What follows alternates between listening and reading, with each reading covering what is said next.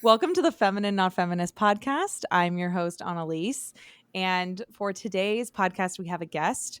I am more excited about this podcast than any of my others. I think I can say that pretty confidently. And I have with me here today Christiana Hale. Christiana, right?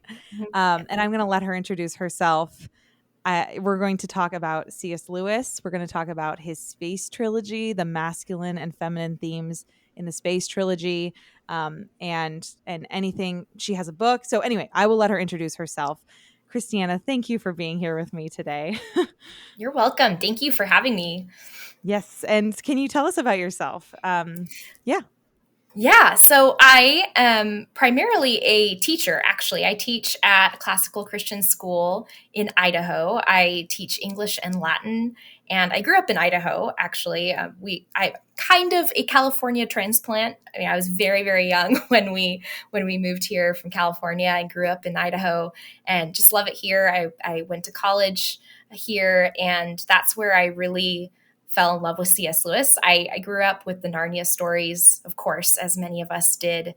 But it was in college, really, that I was introduced to the vast majority of his works and how eclectic he really was in his writing.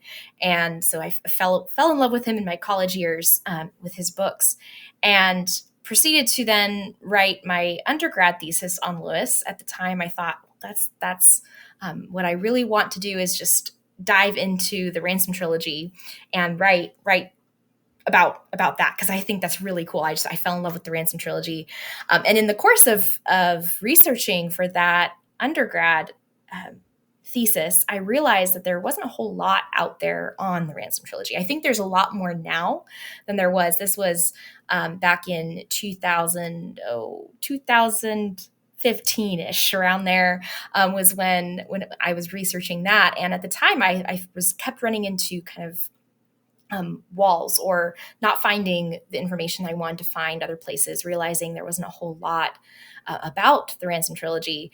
And in addition, the constant question I kept getting from friends and family back home was, why are you writing about the Space Trilogy? Like, it's so weird. It's just kind of confusing, and I didn't really get into it. And so I was like, well, and I kept finding myself explaining it, right? Like, this is what's so amazing about it. And finding myself not really having a good book to point them to say, you should go read this. There's a lot of great books out there, but nothing that really was at least aimed at the audience I thought it should be, like the kind of the layperson, or homeschooling moms, or teachers of high school kids, or things like that.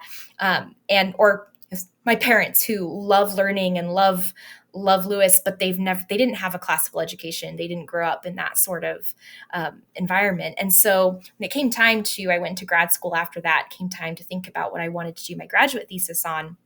I thought, well, why don't I write a book that kind of fills in that gap that I think there is? There's something needed there for this that will kind of bridge the gap between simple reader guide and more academic, high octane academia, right? So I wanted to kind of hit that in between. At least that was the goal. And so my graduate thesis ended up being what is now Deeper Heaven, which is my book that's been out for, a couple years now, which is kind of crazy. And I really enjoyed writing that. That was such a learning opportunity for me. And then it seems to have been doing fairly well, and people have been enjoying it, which is great. And I think more people are reading the Ransom trilogy, which is the goal, right? That going back to those books are so rich and have such a wealth of wisdom in them, especially I think for the times we are living in. I think they are truly prophetic, especially the third one. So I'm just excited to see them getting kind of as a renaissance, really, a reawakening of interest in those books, and more people are becoming familiar with them. And I think that that's great, because they are super important at this time. So you might hear, I want to talk to the listeners for a second, because they might hear us saying Ransom Trilogy and Space Trilogy. And yes, if you read her book Deeper Heaven, you'll learn all about this. But could you give a brief, because it's commonly referred to as the Space Trilogy, but C.S. Lewis himself wasn't he didn't want us to refer to it as the Space Trilogy. Exactly. Yes. So he never, now, there's a caveat here. I don't think he would particularly care that it's being called the Space Trilogy. So I don't want to be too pedantic about it, because I mean, I think he'd probably get a good laugh out of the fact that a lot of people call it the Space Trilogy. He didn't actually give it a name. So he kind of refers to it sometimes, I think, as his cosmic stories, or he will say a space story. So he wasn't totally against the word space, especially in just common parlance, right? So I don't think he would care too much that most people call it the Space Trilogy, but I do think it's important to see that is a misnomer for it, because at the end of the very first book, that he even says, this is the point of this book, is I hope that even a small percentage of my readers will have come away from it with an understanding of space, not as space, but as the heavens, right? We're trying to get back to an earlier conception of a more biblical conception in some ways, of looking up and seeing the heavens that declare the glory of God, rather than space has such a different Emptiness, different nothingness. affect. Yes. Yeah. So I think it's very amusing sometimes to, then turn to the cover of the book and say, oh, the Space Trilogy is like emblazoned on the cover of this book, when he just got done telling us that we shouldn't be calling it space. So typically I prefer the phrase Ransom Trilogy, the name Ransom Trilogy, because it does emphasize the fact that we are following Ransom as the main character of this trilogy throughout the 3 books. And I think his growth as a character gives the primary arc to the entire trilogy, and is what ties the 3 books together really tightly. And I think that focus is really important in reading it as a trilogy, because I do know some people tend to prefer that he is strength and kind of see it as a separate book from the first 2, which I totally understand. I think I felt that way the first time I read the 3, but the more I study it and the more I read them, the more I see how they really do fit together as an entire whole, especially when seen through the lens of Ransom's growth as a character and the roles that he plays in each of the 3 books. So I prefer the term Ransom Trilogy. I have heard people call it the Cosmic Trilogy before. I feel like that maybe sounds a little too, I don't know, highfalutin for Lewis. I don't know if he would have liked that quite as much, but yeah. Yeah. So you mentioned getting back to an earlier understanding of space or the heavens. And I want to talk about this because I read your book, Deeper Heaven, and then I started The Discarded Image. It was a lot more dense than I was expecting, and so I'm slowly working my way through that on audiobook. He just makes so many references to like earlier Greek writings that I'm totally unfamiliar with, and so I have to really focus. But you know, this whole theme, and then you've also talked about books like Planet Narnia. I want to read that. That when I started the Space Trilogy, I had no idea that I was entering into basically like Lewis's world, which is medieval studies and more specifically medieval cosmology, how we view the cosmos, how the medievals viewed the cosmos. So could you talk about that? Because sometimes when I bring that up to people, they're like, so flat earth or like, so like geocentric and, and you lay this out so well that there were so many misconceptions about the medieval view of the cosmos. We think, oh, they were man-centric and blah, blah, blah. And so why is it even beneficial for us to visit the medieval conception of the cosmos? What is the medieval conception of the cosmos? And then for the person that's reading, why does it even matter to us in 2023 what the medievals thought? I mean, we know that the earth revolves around the sun and not vice versa. And so why is this even a subject of interest? Yeah, so working backwards a little bit from the second question to the first, I think it is important to recognize the difference between the model and the effects of that model. So, and Lewis does play around with this a little bit. So in the Ransom Trilogy, he actually doesn't imitate the medieval model of the cosmos exactly. So if you, I noticed this is really fascinating in the first book, Out of the Silent Planet, there's a moment where Ransom runs into this character. It's one of the natives of Mars. So he's on Mars, and there's this, it's called a fiffletrig, which is just, I love that word, fiffletrig. So fun to So say. that's how you So, pronounce it. at least that's how I pronounce it. I Intriguing. could be wrong. Yeah. And he's these creatures are the craftsmen on the planet, and so he's actually sculpting a diagram of the cosmos on a piece of rock. He's sculpting it out, and he goes through. Lewis lists out the order of the planets, and he actually makes it a solar centric system. So the system that exists is solar centric. It is our solar system. He's not actually just taking the medieval conception and taking it wholesale and saying, we're going to pretend for a minute that we don't live in a solar system. We're going to make the Earth the center again. We're going to do this.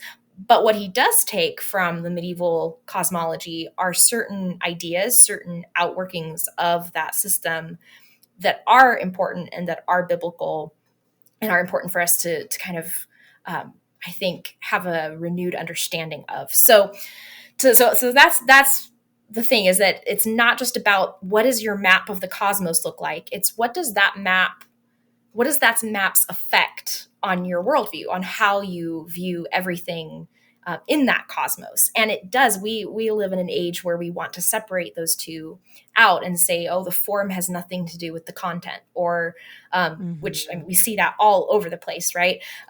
With, well, doesn't matter if you're in the body of a man, if the inside feels like a woman, well, there you go, right? We want to separate the physical from the spiritual and say that those two things have nothing to do with each other.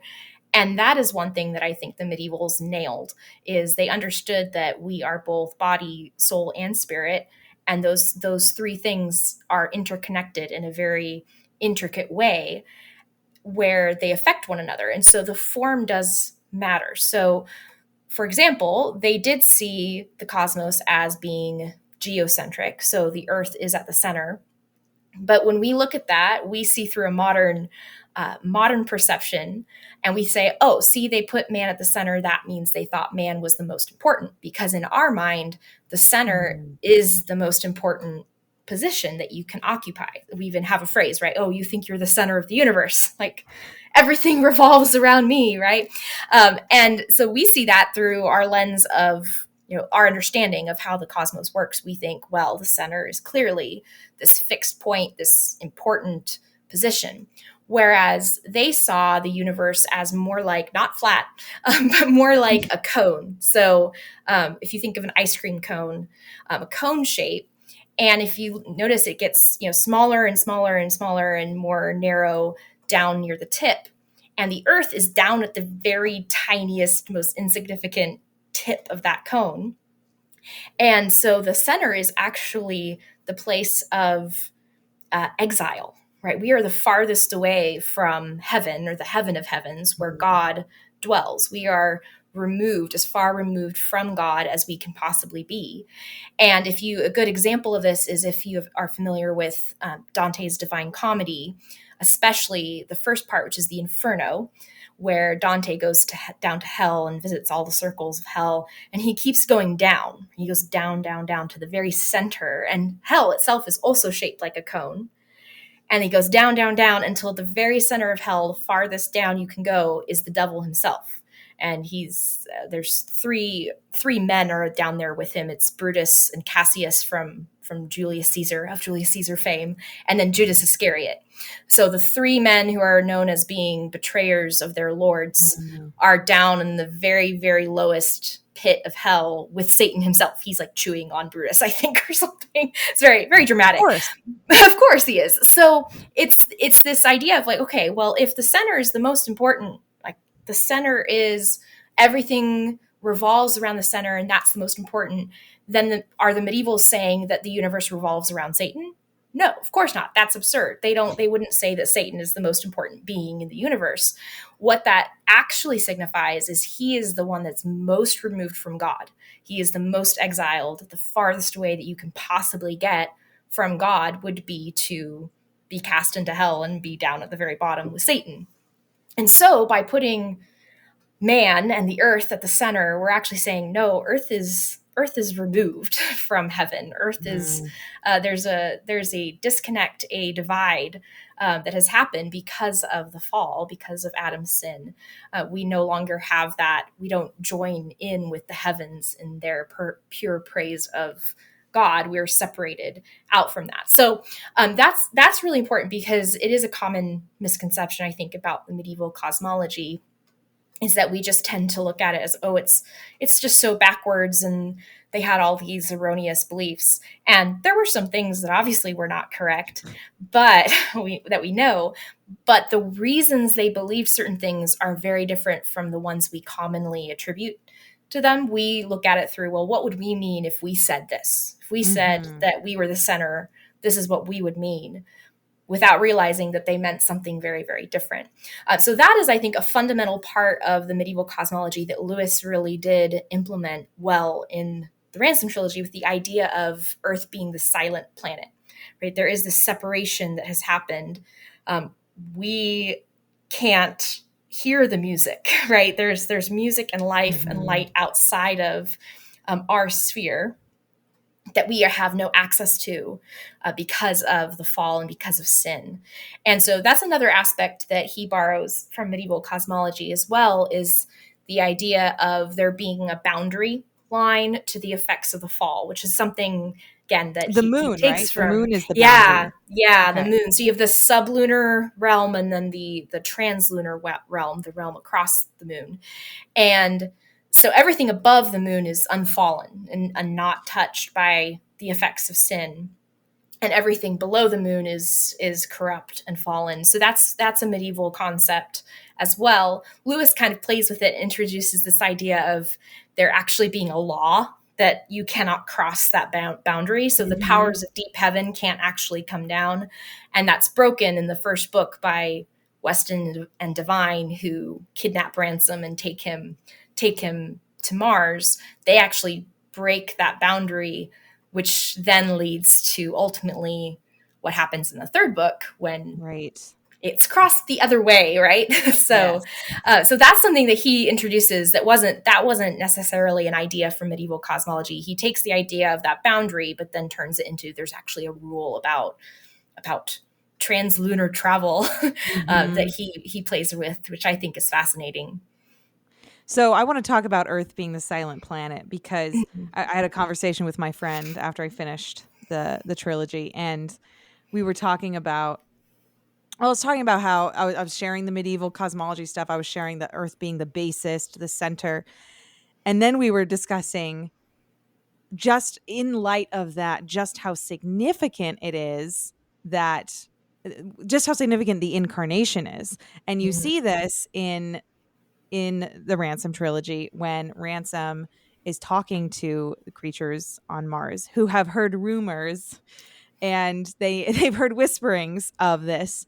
And it was just, it's so interesting reading that. It's almost like, I mean, we live in a post-incarnation world. And so it was almost like peering in on a conversation about, like, watching people, marvel at something in a reality that we are living in. And so, yes, Lewis refers to, and the other, the beings on Mars refer to Earth as a silent planet, but there's also this level of honor and mystery that surrounds Earth. Yeah, could you talk about that? Yeah, that is actually one of my favorite things, because that juxtaposition there is actually was the topic for my undergrad thesis. So my undergrad thesis was a little more argumentative, and I was positing that Lewis was actively trying to resolve that tension which existed in the medieval cosmology and the medieval worldview, especially for Christians. He addresses this in The Discarded Image, because he goes on and waxes so eloquent about the beauty and the harmony of the system, right? The medieval cosmos is just so intricate. It's more like an artifact, right? It's like a clock, an intricate clock. Everything is turning, everything is spinning in perfect harmony. and he just loves it. I think he thinks it's beautiful in so many ways. But then he does address this one, I think he calls it a discordant harmony or a discordant note. And that comes, and it is the incarnation, is that the medieval Christians particularly struggled to reconcile their low view of humanity, very low. They had a very strong sense of the total depravity of man and man's place in the cosmos, with this idea that God would take on human flesh and would actually condescend to become one of us. Was, I mean, it's hard enough for us to wrap our brains around, but for them, it was just the abyss was infinitely wider, right? The distance, the chasm between God and man was just so vast that it at times they struggled, honestly, with the incarnation at times, and how to talk about it and how to fit that into this intricate cosmos that they had created with man so far down at the bottom. And that's where I think Lewis does an excellent job in the Ransom trilogy of resolving that tension, of actually drawing the incarnation into harmony with everything. And part of the reason and the way he does this is through Ransom, I think. And Ransom really emphasizing that verse in Hebrews when it talks about men being put above the angels, right? I think I'm in the right book of the Bible. Hopefully, I think it's in Hebrews, or is it About not? men judging, that we will judge the Yes, angels. Isn't that in yes. First Oh or Second no, Corinthians? yes. Or maybe Do I'm not know thinking of that a you will different. judge angels. Yeah, for he was made a little lower than the angels. Yes, I was in the wrong He book. was, yes, Hebrews 1. Okay, I He was was in the made a right little book. lower than the angels. Okay. Yes. Then What is elsewhere, man it's that you are talked about. mindful of him, and the Yes, Son of Man? Okay, Hebrews 1. that's what I Okay. was thinking of. Okay, I was like hoping I'm in the right book of the Bible there. But so that idea, I mean, he quotes or almost quotes those verses in the Ransom trilogy, and this idea that Ransom is a picture. He's a Christ type very clearly throughout, from especially in the third book, but also in the first two. And And this in his idea that, name. yes, and in his name, this idea that you mentioned earlier about these angelic beings on Mars that are so fascinated by what he has to say and say, we've heard things, right? What's going on down there? It's this planet is locked off from the rest of the cosmos due to the sin and the fall, but we've heard things. We know that it's not been left behind or abandoned. We know so that God is doing something to save that planet. And we've heard rumors about what's going on. And it's this great and terrible thing that Christ has done. So he wants him to tell, like, we need to know, like, this man has come and now we can learn from him and he can tell us things that we've not heard before. And I think it's in Al the Silent Planet that Lewis kind of skips over it. It happens off scene, right? But Uh-huh. basically, I think we can surmise that Ransom tells the angel tells him the gospel and gives him the story of what Christ did and came to do. So yeah, I think it's fascinating what Lewis does with that. He does try to marry that strong Christian incarnation element, right? The incarnation of Christ, Yes. that's the center of our faith. And he really does marry that well into the medieval cosmology, and harmonizes that tension that did exist and that medieval Christians did struggle to harmonize. And it's, I mean, I think about the verse of the cross being offensive, the gospel being offensive, that there is an element to which it's like, whoa, like we are supposed to kind of to feel that uh just that alarm that God became a man on our planet, like on Earth. And it's like, yes.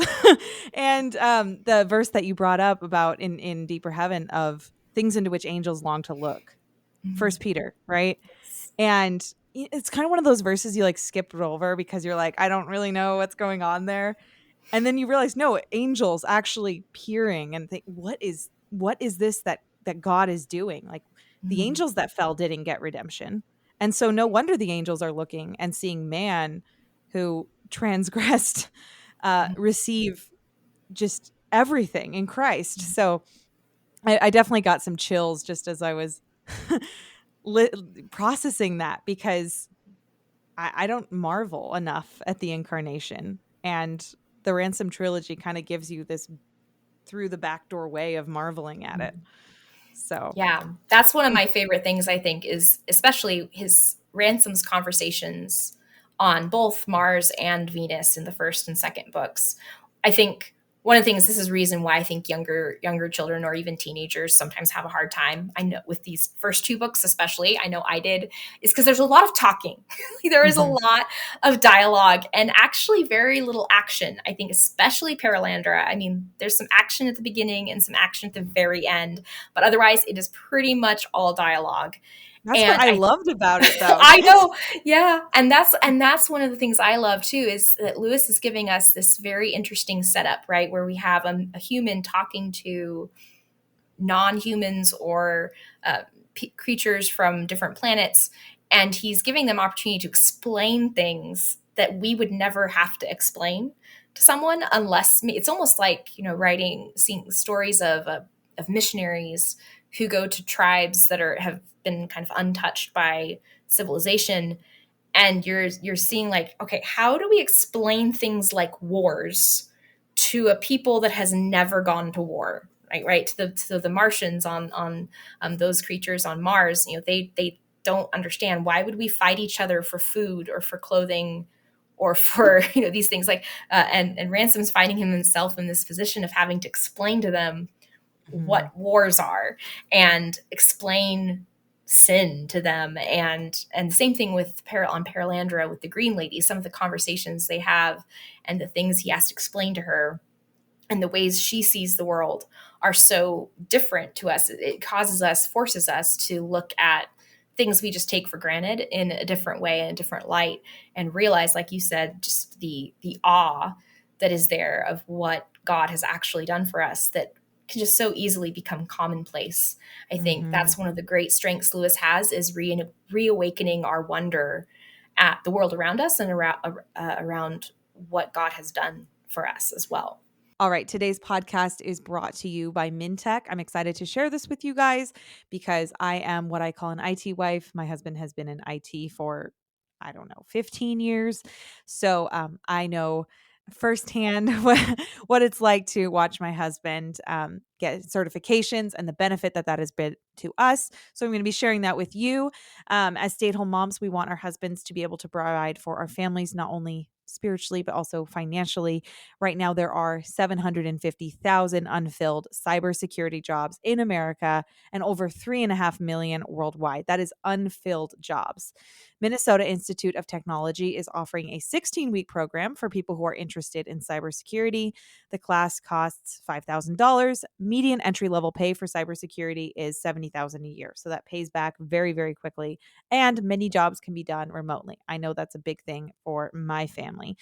MinTech instructors are working cybersecurity experts. So while we can't promise jobs, we can offer an access to an elite network that can help you find jobs. If your husband has a passion to protect those he loves and be in IT, cybersecurity could be a great fit. If you want to learn more about this great opportunity, go to www.mintech.org. That's www.minntech.org and sign up using the promo code feminine, lowercase feminine. This is an amazing opportunity, ladies. Go tell your husbands about it. And again, go to mintech.org for more information. Yeah, and I think Paralandra especially does this so well because you get to witness, I mean, Lewis's interpretation, but of what we could have been. And you know, if man had not fallen. And so a quote that really gets me is that when Ransom is talking to the Green Lady, I believe, and he says, like, whatever happens, Maleldil, which is the old solar name for God, will make good of it, but not the good that would have been if you had obeyed him. And then you see that too with he grieves that he can't see Eve in a state of innocence, Mhm. that the mother of his race, the human race, had fallen, and he will never see her in that exact state. And so there's this idea that we acknowledge on one hand the glory of redemption, and we grieve what you talk about as the loss is real. Yes. um and then you can look at it and be like, wow, it puts sin in a different light than we're used to thinking about it. Yeah. That sin actually does rob us of something that we Mm-hmm. can't get back. Again, I think Lewis handles that, like, just like you said, so well. The idea that, of course, God can make good come of anything. You know, he's all powerful. His purposes will come about, right? There's nothing we can Right. do that will foil that, and he will turn. You know, as someone has said, he draws straight with crooked lines, right? He uses all of Mm-hmm. our mishaps and our mistakes, and he still will fulfill his purposes. But there is still a real loss that sin causes. That it really is robbing us of joy, of peace, of a relationship with God. That it is not there, is broken, and has to be fixed, and it will be fixed Mm-hmm. in his grace. He is fixing it, but it's just, I think Lewis does a great job of dealing with that, because it's a tricky idea, and you maybe haven't Yeah. looked at it that way before. Yeah, and I think I think the hardest part for me in the whole series to like grasp was actually the end of Paralandra. Mm. When I guess that was the equivalent to if Adam had, succeeded and eaten of the tree of life. I struggled with that part. I'm like, what is going on? It's obviously, again, it's Lewis's interpretation of how things Mm. may have been, right? But could you maybe explain a little bit of that to me, because that Mm. brings in the masculine feminine dynamics that I want to talk about. Um and it's just like this. I mean, I'm like, wow, I really am from the silent planet, because I'm struggling with this. Like it didn't make sense to me. Yeah, that it's a crazy part. So after the climax, really, of the story, and they're on the mountain, and it's basically is the two, there's the two angels, or Eldila, the Eldil of Mars and the Eldil of Venus are both there, and they basically launch into this doxology. It's this long, I mean, it's long, it's like pages and pages, and it's this long hymn, exaltation. And it one thing that I think helps is it is an imitation. Lewis is imitating Dante very heavily, because this happens in the Divine Comedy at the end of Paradiso. They're up in the highest heaven, and the angels are just launching into this hymn of praise, right? And this is huge. So it's this idea of, um, they're just extolling everything that Mal-el-Dil has done. And there's a lot that he's drawing from, so from older writers, and also from different philosophers as well. He pulls a lot from Boethius, talking about the circle, and like circles and circles, and all these all of these interesting ideas. So there's a lot to, like, it's very heavy. There's a lot to unpack there. And honestly, I probably haven't unpacked all of it. There's always more to see, but some of the interesting things that he hits on, he does hit on gender and masculinity and femininity, and and what it means to be masculine or to be feminine, as separate from necessarily being a man or a woman, which is really fascinating too. And he's not doing that in a way that's like, because we like to do that in order to mix them up, right? But Right. he's doing it in a way that reveals, like, okay, when I, as a woman, am being feminine, I'm partaking in something Right. The outside essence. of myself, right? That what is femininity actually? It's me imaging something, and imaging it hopefully accurately, and more accurately as we Right. grow and mature. That's not that's It's an identity outside of myself. It's a reality that's out there. And he would argue, I think this comes out in That He Is Strength a little bit more, when Ransom is talking about masculinity and femininity, is that they are both actually attributes of God, right? Mhm. He created us male and female in his image, right? Mhm. So there is something that is far more feminine than we could ever be that's outside of us. And Right. same thing for masculine, right? He says there's a masculinity that is so masculine that everything is feminine, and compared to Right. it, which I think is fascinating also. And that true masculinity then partakes of and images, just like we were created as images of God. And so the more we reflect him truly and accurately, the more we are being what we were created to be, which, again, as men and women, would mean to be becoming more truly feminine and more truly masculine. So Yeah. it's yeah, and in at the end of Paralandra, that section, I definitely think that's one section that needs to be unpacked more, because it's definitely very, very dense. You could take like one paragraph and be like, what is this saying? There's a lot Yeah, I there. just remember just kind of gliding over it, like, you know what, I'm just not even gonna attempt. Like, they are singing praises. Amen. yes. Like, yeah.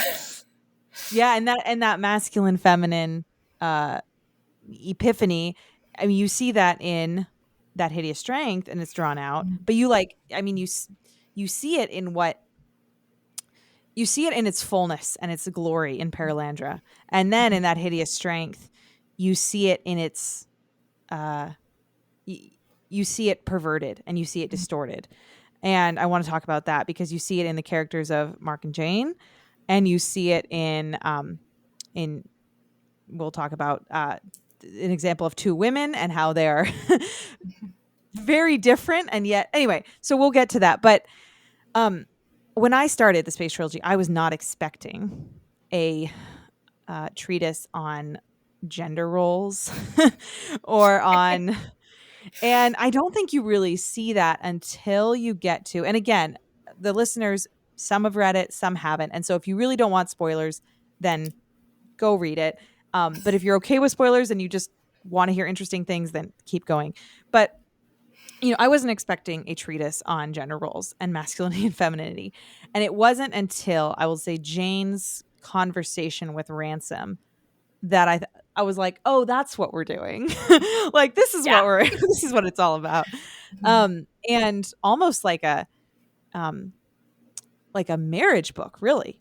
And I'd love to hear, I guess, your take on how he develops that. And then I'd love to hear you talk about specifically that conversation, because I think that stood out to me more than anything. And if you could give context for the listeners who are Mark and Jane, what's going on with their marriage? Yeah, definitely. So one thing I'd say to start too is it's fascinating then when you look back at the first two books and step back and realize, okay, wait a second. The first book is set on Mars, who in the god Mars and the planet Mars in medieval cosmology was seen to be the malest of the gods and the malest of the planets. Like, he is associated with what it is to be masculine. And then Venus, of course, is the most feminine of the planets, the most feminine of the goddesses, and is kind of a picture of fertility and motherhood and what it means to be a woman. So you see that subtly, even through the first two books, in the very atmosphere of the planets that Ransom goes to, you have these examples of masculinity and femininity flavoring just everything. So when Ransom is on Mars, even the landscape and just all of his interactions with the different beings that he encounters, and what Ransom himself is going through on Mars is all geared towards masculine, right? It screams that. And then the same thing goes for the second book on Paralandra. So you have this setup, this juxtaposition of masculine and feminine in the first two books. And so it makes sense then that in the third one, they come together, right? You have to figure out what is the relationship of these two to each other. Thus, the very first word of the book is matrimony, right? It's like the first word of That Hideous Strength, right. Matrimony. It's like, this is going to be a theme. And we're introduced to Mark and Jane Studdick, who are a married couple, not very happily married at the beginning of the book. They both have their issues to work through. And the entire book really does, in a way, one way of looking at the theme and the thread is to say the whole book is about them getting to where they need to be in their relationship with one another. And that realizing that relationship actually is far larger than just their personal marriage, right? That it affects a lot of things in the rest of the story. And that, again, looking at, no one is told what would have happened, right? As Aslan says in Narnia. But if their marriage had been more what it should have been, the whole story might have gone a lot differently, right? There's a lot of things that would have not happened if they had had the sort of marriage that they should have. And that directly has to do with how both of them are failing in their duty of being truly masculine in Mark's case and truly feminine in Jane's case. Understanding what does that actually mean individually and then in relationship one to another. So what you referenced too with Jane's conversation with Ransom, I think honestly it's one of my favorite parts of the book. Mm-hmm. It's definitely one that gives a lot of people trouble. I say especially women, makes them sometimes Oh, yes. uncomfortable and Oh, go, yes. especially nowadays. So, but I think it's amazing because Lewis does not shy away from really tricky topics and really hot button topics. I don't know if it was as hot button a topic when he wrote it, but the idea of submission, right? There's that hot Mhm. topic word there. Yes. But I think he deals with it in such a glorious way in his example. And I actually talked to someone once who was a little offended at this example of when Ransom feeds the mice, right? And he like the mice are obeying him. And he uses that as an analogy for us, right? And he was like, is he saying that women are like mice and we just like have to obey the men? It's like, no, he's not actually using that as an analogy for women. He's using it as an analogy for all of us, that there is Mm-hmm. someone higher than us all to which we must submit. All of us equally must submit to God and to his word. And but then when his word says what to do, and that is Right. wives submit to your husbands, then what do we all do if we're submitting to that word? Well, we see that work itself out. And that I think what Lewis does so well is communicate the joy of that obedience, that there's a Mm-hmm. solidity, a comforting protection to knowing what you're supposed to do and then doing it. And he's the joy that comes from submitting to God's word and doing what it requires is something Lewis really, I think, just does so excellently and deftly in his writing, especially in his fiction, and picturing what that looks like. So, what I think is interesting, going back to Jane. So Jane Studdick, she really struggles with this idea of submission. But what's fascinating to me, and I think Lewis does well, is it's not submission as a concept; it's submission to Mark that she struggles with. Yes. So Yes, you do see that. Yep. so when She's like, when she she first loves meets Ransom. Ransom, oh yeah, when she first meets him, I mean she's struck by him because Mm-hmm. he's pretty awesome. Let's admit it, Yeah. right? He's come back from Venus and through all of his adventures, and he's growing younger, right? He's younger. His youth has been renewed. He is laid up with his injury still, but otherwise he looks healthy and strong and he's kingly, right? He is playing a kingly role in this last book. And Jane sees that and is pretty overcome by it, right? She immediately feels this temptation.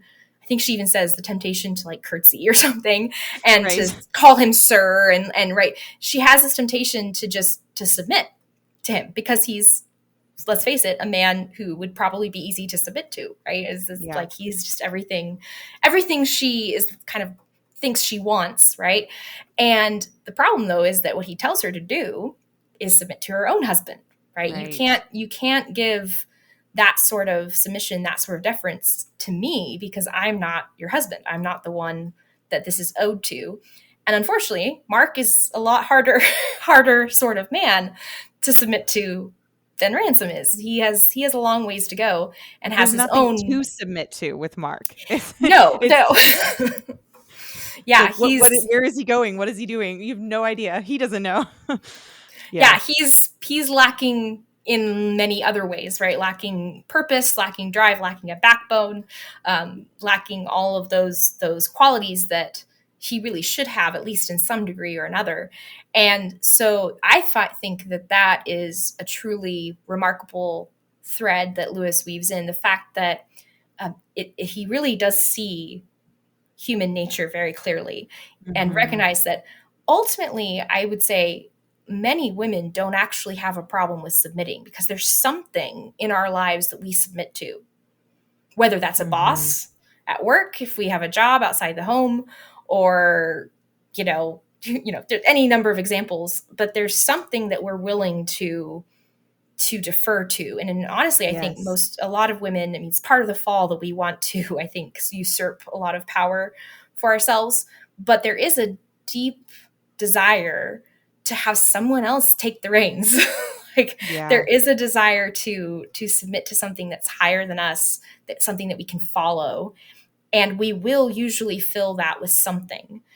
The problem is that we don't want to fill it with the thing that God has called us to fill it with, which is the husband that he has given us, Right. who we know, and I'm speaking as someone that doesn't have a husband, but we know that husbands are fallen creatures and Hmm. they sin also, and yet God is calling us to this, and that's really really hard to do many times. But it's not that we are averse to submission in all its forms most of the time. Right. Not saying that there couldn't be someone who at least pretends that they are, but Right. it With I with because Ransom, he commands it, not in a verbal sense, but in who he is and in his presence and in his wisdom. You can't help but submit. And then you have the polar opposite, which is Mark, who you don't even know what you're submitting to.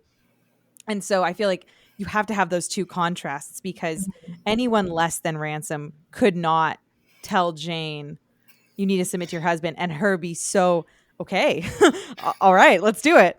But because like he fully commands that submission, he's able to like steward it and then hand it over to Mark.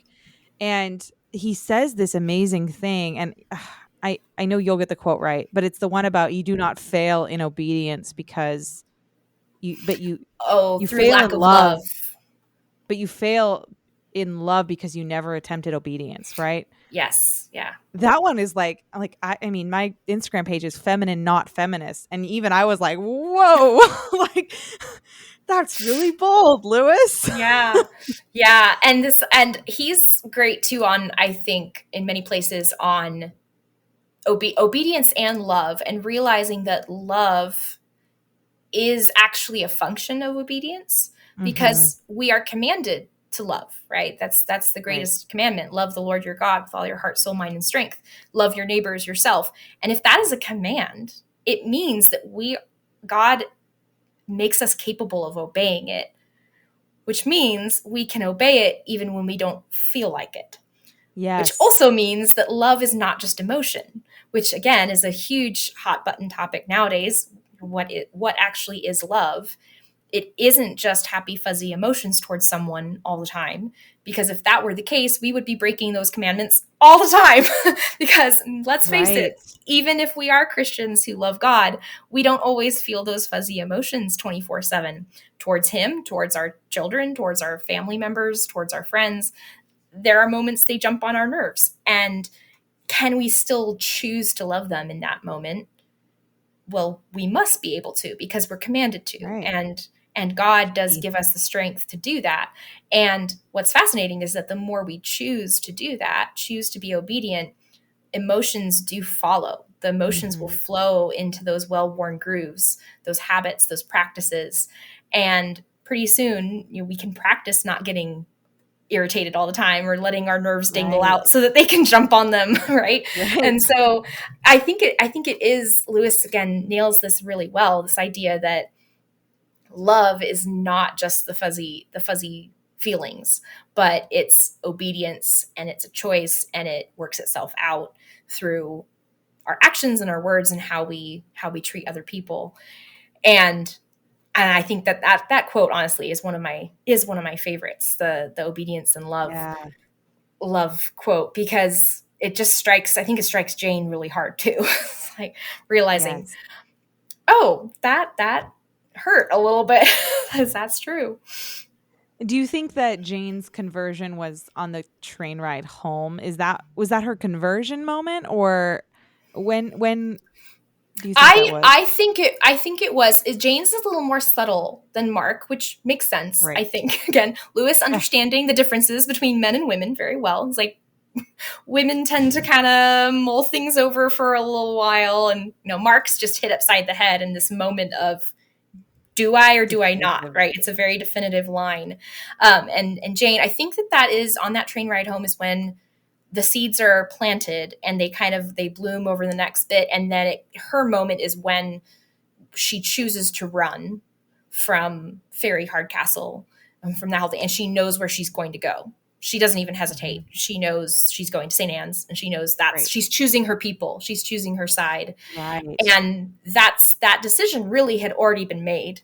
It comes to fruition there, where she just can't make any other choice because of everything that she's been thinking and deciding before that time. Yeah. Okay, so you mentioned Fairy Hardcastle. I want to talk about her. Um, Yeah. and I just loved what you had to say about her and Grace Ironwood in your book. So if you could give some context and talk about the role that these two women play. Yeah, so Fairy Hardcastle is a member of the bad guys, the NICE or NICE. Some people, this came up in conversation. Do you say NICE in your head, or do you say nice in your head? Well, I listened on And audiobook and he said NICE.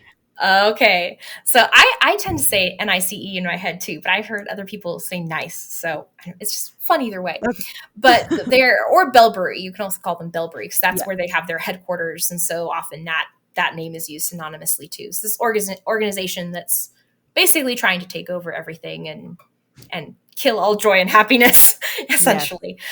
So she's kind of head of the police, kind of in a way, of that organization, and the women's police. Right, it's a group of women that are police women. And so she's the head of that outfit. Very clearly, I mean, Lewis doesn't come out, but she's very much in the mold of a lesbian, brutish, trying to be a man, very hard and Butch cruel. is the And word that yeah, there you right. go. Yeah, Okay. yeah, definitely that kind of picture. She tortures Jane, and when she's questioning her, it's very, yeah, very. Kind of horrific character, actually. She's She very, gets darker and darker. yes, Yeah. she does, and in her end is very fitting for what kind of character she is. But and then on the flip side, we have Grace Ironwood, who is a character at St. Anne's. She's Ransom's friend, kind of right hand. I'd say right hand person. Kind of, she answers the door at St. Anne's and kind of shows Jane in and shows her around and takes her up to Ransom. She doesn't get a lot of page time, and we don't know a whole lot about her background. But what's striking for her, I think, the first thing that caught my attention was the similarity in their names, because Mhm. the Ironwood Hard Castle, right, kind of have a similar form and structure and connotation to them.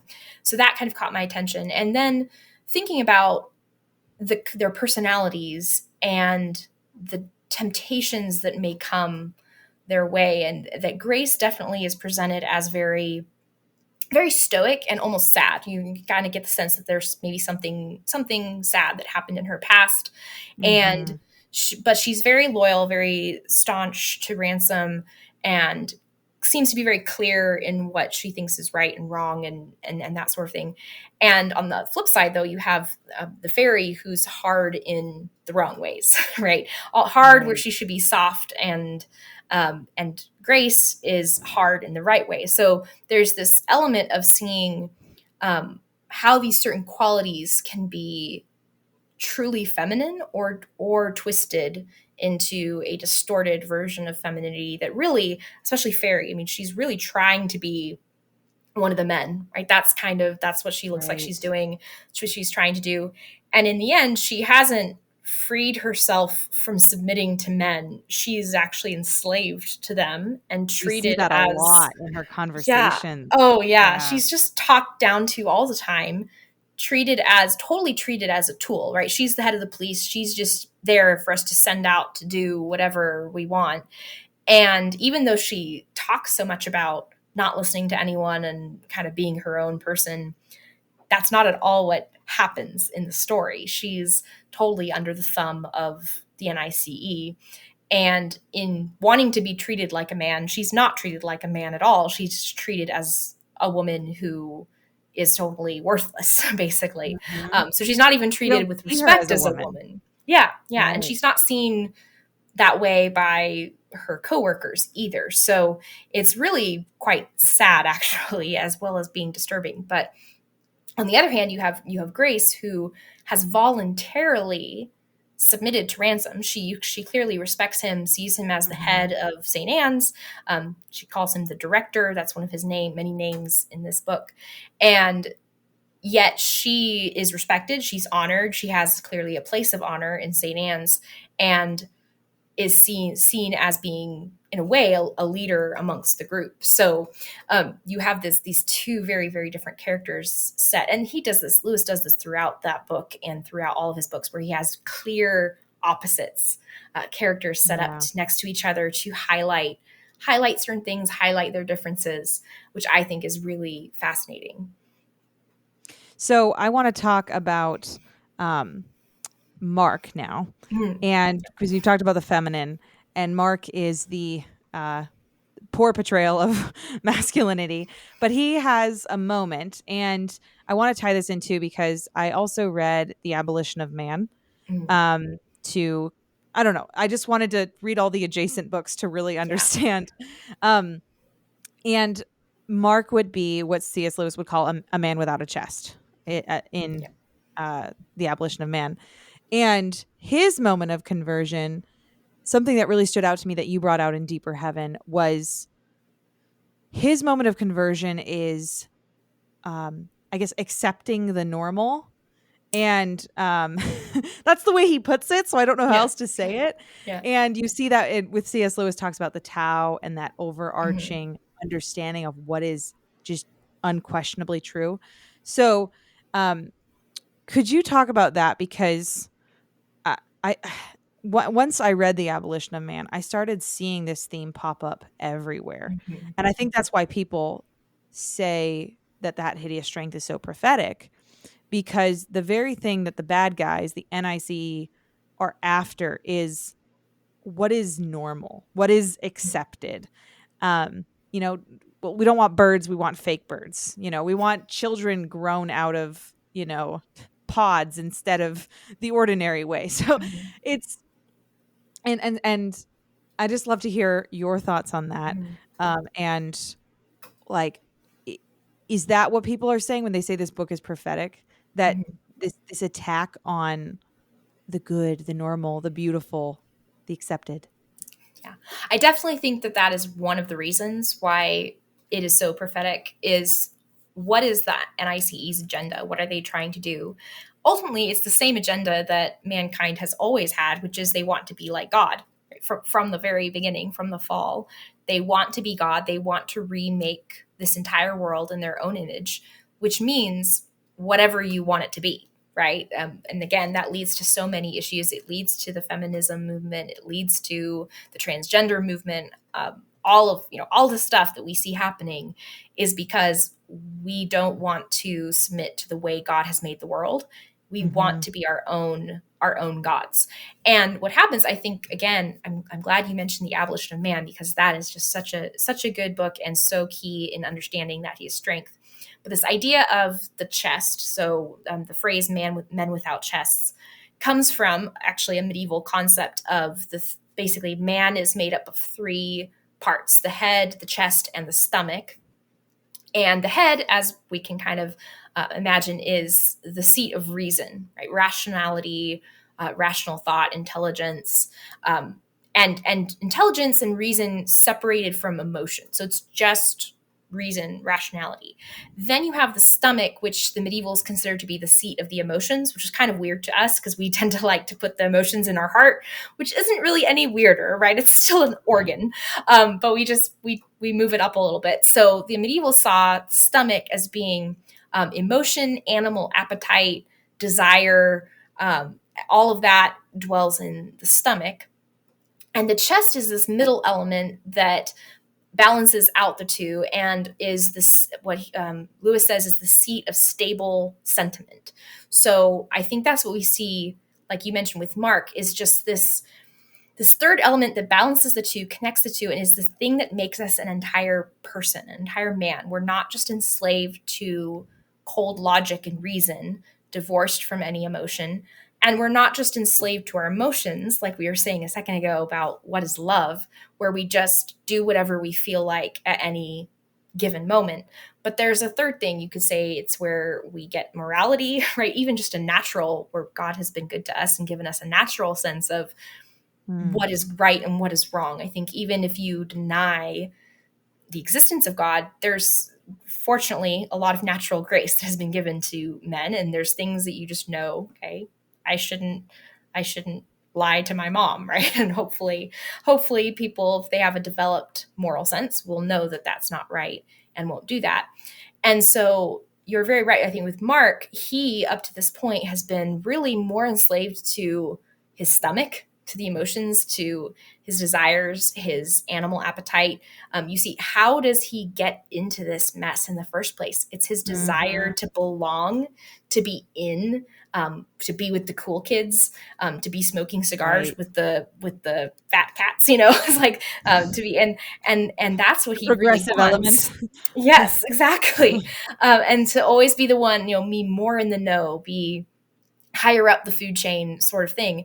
And he's gotten to this point where he doesn't even know how he got here. How did it come to this point? And the thing that draws him back and kind of reawakens his mind is memories of just simple good things. Right, it's all this list of things he suddenly remembers, like the smell of Jane's soap that she used, and the bread she used to make, and just very simple, homey, good things. And we see glimmers of that earlier, like when he and a coworker go to this little town called Cure Hardy, and they're in the tavern, and he's just enjoying, like he just kind of realizes, like, oh, I like this place. Like I just like it. There's something good about it. And the guy next to him just sees it as dirty and loud and smelly and annoying. And oh, aren't we glad we're going to just be wiping this place off the map and cleaning it up, right? Mm. And something is unsettling about that to Mark, because there's still a glimmer of humanity in him. Like his chest Right. is not entirely empty, right? There is something there, and it's that thing that pulls him back. And from that, there's that moment where he is being asked to do a really blasphemous thing, and yet if we just separate that thing from its meaning, there's no real reason why Mark couldn't have done it, right? Because he's So not a Christian at this point. he's not. So you're like, well, why? What is holding him back? And it is that idea of, this is a blasphemous thing, and if I do this, I am stepping over that line, and I'm joining them. I'm saying that Right. I can separate this action from its meaning, but I can't, right? This is just, there's Right. something that's holding him back. And it really is that the chest element, right? This stable sentiment of just knowing this is not the right thing to do. And he is, that famous line is, it's bloody nonsense, and I'm damned if I do any such thing. You're like, ooh, Lewis, getting a spicy there. But the thing Right. about Lewis is he doesn't use that word lightly. Like, it really is, he will be lost. This is a moment where if he goes through with that, it's really is up with him. Like he will be damned if he Right. does that, and he chooses not to. And that's that moment of taking a step back and realizing, I'm not crossing that line. I am over here. These are my people. Those are not my people. Right. Yeah, that I love that you brought that out in the book, that quote. It's bloody nonsense that I'll be damned if I don't, because it's not our like perception of what a conversion looks like, Yeah. or what someone's and I mean, I think that's a theme with Lewis too, because we're looking for really clear defined lines, and when did they make a profession or whatever. And the way that everything about the Ransom trilogy is like, where's the crossover with like Christianity and this made up stuff? So yeah, I'm still like that was very confusing when I was first going Yeah. through it. And now I've learned to accept the world on its own terms and just live in it and be okay with it. Yeah. And I But think there's an element where, some things have to happen in a sense off scene. Like, we're seeing Mark and Jane really at the very beginning, and the rest of their lives is after the book ends. right. Right. And so, I mean, I think Lewis would agree. It's like, okay, did Mark really become a Christian at that moment? Yes, but he needs discipleship now. like Right. right there's Right. it's a moment of choice of just, who am I, and what is the world like, and these people are asking me to do this thing, and I just cannot, because I know if I go over there, I'm lost in some way. Does he know what that means Right. exactly? I don't know. It's not very clear. Same thing with Jane. She has this moment too where she needs to join a side. Like, there is a clear moment of decision. Which side? Who are Right. your people? And now they don't. Neither one of them, I think, have a clear, like, accepting Christ as Savior moment. Right. But in the company that they choose to keep, and in what they say they cannot do, they are choosing the opposite, which of course is Christ, and is Right. that the biblical worldview and all of that. But I think that probably, Lewis is leaving that to, like, our imaginations afterwards. Like, Right. I'm sure they find We a can good infer. church Yeah, exactly. after the book ends. They need to find a good church, and they'll start going to worship on Sundays, and get all of that in there. Yes. Okay, so before I let you go, I have two questions. And now this could launch into, so, keep it as long or as short as you want to, but what is a Pendragon? And what is up with the wound on the heel? Mhm. And why is that significant? Good questions, both. So, the These Pendragon are just question. things I'm confused about. So, Yeah, like, I just want yeah. to know. So I will say this. So in That He's Strength, there is a very strong strain of Arthurian myth and legend that Lewis draws from, in part because he became really good friends with Charles Williams, who, in the gap, kind of in the time between Paralandra and That He Is Strength, sort of in there. And Charles Williams was an Arthurian scholar. That is one of the things he did. And Lewis, I think, strikes me as the kind of personality that would go on jags, like, really excited about things. Like, so he just loved everything. And it's like, oh, you like this thing? Well, now I need to know all about this thing too. Yes. And it thinks it's really cool.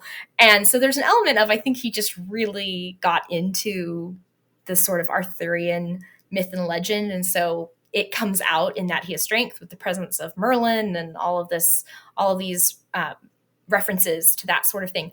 So now, that said, he was not an Arthurian scholar. So there are some things that are kind of his own twist on certain elements, right? That he's just weaving in and pulling from different traditions, that sort of thing. So the word Pendragon just means, like, head dragon, chief dragon. It's Okay. Welsh, and it's a phrase used for, like, Welsh chieftains and leaders and kings would be called Pendragon. So King Arthur's father was Uther Pendragon, and then when King Arthur became king, he was Arthur Pendragon. So it's this title. Basically, you could translate it as king or chief or something like that. So he's playing around with this idea that there's kind of this line of Pendragons, this title that's passed on, and it's not a familial line. So it's not like the kingship, a royal lineage, like that. He's not saying that Ransom is descended directly from Arthur necessarily, but that it's more of a title that can just be passed on to anyone. And it's this idea that it's the person who is in charge of or leading kind of this what's the word, this pocket of true, like, who are the true British Right. people that are Right. protecting the true England, the Logres. Logos. Logres, yeah, Okay. Logres. So it's really because I think Lewis is kind of, again, kind of creating almost his own mythology in this sense, because he's pulling from a lot of different elements together to make this kind of new idea, new thing. So Ransom is the Pendragon in That He Is Strength, kind of the leader of this group. And then there's a lot of people who speculated about who the next Pendragon is going to be, because Ransom returns to Venus at the end of Paralandra, or is going to. And some people say it's Mark, at least until their child, Mark and Jane's child, is born, and then it will be their child.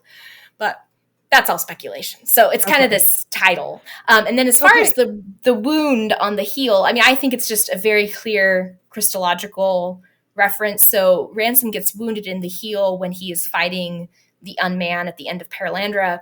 He smashes in the Unman's head, and his heel is wounded. So, he shall smash his head, and he shall wound his heel. Imagery. So there's this, Yeah. again, the serpent and Christ imagery going on there. I think it's very clear in the third book that Ransom is sort of meant to be a Christ figure. He's playing the role of both king and priest throughout that book in various ways.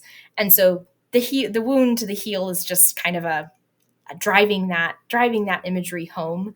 And he does have to return to Venus at the end because it can't be healed on Earth. It's not an earthly wound, and so it cannot be healed. And so he has to eventually return to Venus, where he will end his days, I guess. So he's still there.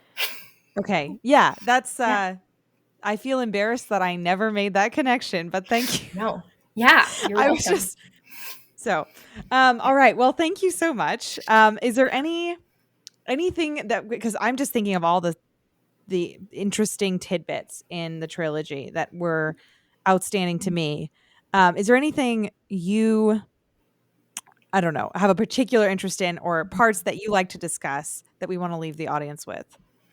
Yeah, we hit a lot of the big things that I really love, the medieval cosmology and all of these different spiritual elements. The idea of obedience and love and God's sovereignty, I think, are all the big things for me. I love Paralandra, how Paralandra deals with free will and God's sovereignty, because there's this moment where Ransom, it's probably one of my favorite things, where Ransom is struggling with this idea of, having full control over his actions and complete free will, and yet also knowing that nothing is free will, like God is controlling Right. all of it. And it's this really brilliant way that Lewis handles that, because those are really tricky concepts, and it's like, how do we have both of these at the same time? And so there's this, it's actually, I think, an internal kind of monologue that Ransom is having with himself. It's his thoughts on the subject, and like realizing, just coming to this sudden realization that those two things are not at odds at all. And the way Mhm. Lewis handles that is really really fascinating to me. So yeah, there's lots of things like that. My goodness, there are so many themes and threads that we could pick out. But I just think everyone should read it. It's such a good trilogy, and read the whole trilogy. I know some people have a hard time with the first one. I know I did. So even if Mhm. you start with that Hideous Strength and then go back and work your way through the first two, that's better than nothing at all. But I do Yeah. think that the more I read them, the more I realize, no, those three books really do um, feed into one another, and you don't really appreciate Ransom in that his strength unless you've read the first two books. Unless you see his entire arc and his entire journey, it Right. gives this depth to that his strength, because you don't know Ransom in that his strength. If you just read that book, he does not seem like the main character. It seems like Mark and Jane are the main characters. And when you meet Ransom, he's not even called Ransom for a while. And so Right. you may not even realize who he is or know anything about him. And so I think that it is really important to read the first two books and read the whole thing as a trilogy if you possibly can. So there's my plug for reading the whole thing front to back. And your favorite is which Actually, Paralandra. It's okay. hard. It really is hard for me to pick a favorite. I think the more I read them, the more I'm just like, I love all of them as a whole. But if I do have to pick one, if I'm pressed, I will pick Paralandra. I think I love the atmosphere that Lewis crafts of that planet, and Mhm. just all the descriptions are so glorious.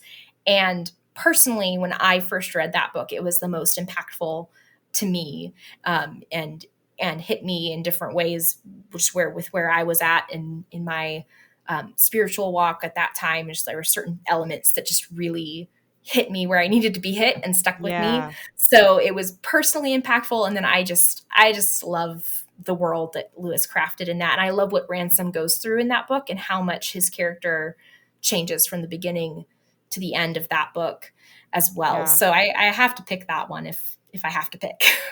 Okay. I'm definitely that hideous strength. And to be fair, so I've read the first two twice, and then I listened to that hideous strength, and now I'm listening to it again on audiobook, and it's like my fall asleep book, which sounds weird because it can get kind of dark. But Yeah. just the other night, I cuz like I'll just play it and I'll fall asleep. And then I'll wake up at like, because I'm still nursing my son, so I wake up at 10, and I'll be like, oh, where are we at now? And I think the other night it was when Merlin is questioning Ransom, and it was just the trippiest thing to wake up Yeah. to, because like, who is the pen? And I was just like, what is going on? Fall back asleep. So I have some exciting nights, and I think they've definitely probably interwoven with my dreams at times. Yeah, But I can imagine. um, well, thank you so much. You're And welcome. yes, for everyone listening, um, she has written a wonderful book called Deeper Heaven. She mentioned it earlier, but it was so helpful for me in just developing a really robust appreciation of the Ransom trilogy. And then the other books that we referenced were Discarded Image by C.S. Lewis, The Abolition of Man by C.S. Lewis. Very, very short. You can read it very quickly. And then we also mentioned, I think, Planet Narnia, which goes into some of the medieval cosmology. So if you're interested in this topic, those are some starting places, but definitely start with the Space Trilogy. Oh, as well as Dante, if you want to know what informed a lot of Lewis. So thank you. And hopefully there will be a resurgence in this book. Yes. Thank you.